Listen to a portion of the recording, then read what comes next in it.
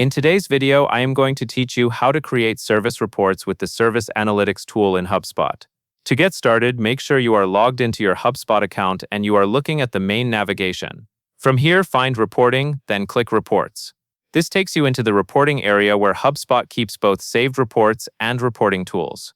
Once you are on the Reports page, look to the left sidebar. You will see different sections that help you narrow down the type of reporting you want to build.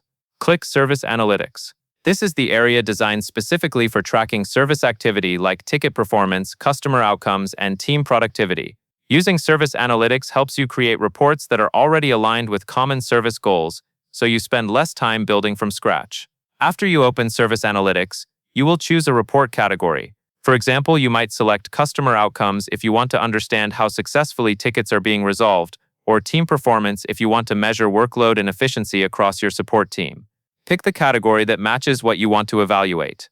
Next, select a specific report within that category. A common example is a ticket resolution time report. When you choose a report, HubSpot will generate a ready-to-use view with the key metrics and a chart or table depending on the report type.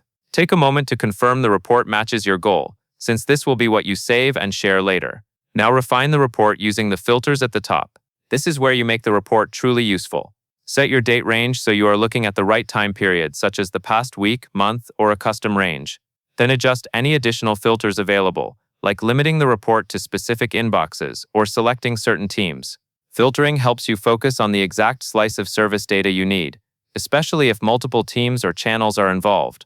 When the report looks correct, click Save Report in the top right. A window will appear where you can name the report. Choose a clear descriptive name that tells you what the report shows and the scope you filtered for, then click Save. And that is all there is to it.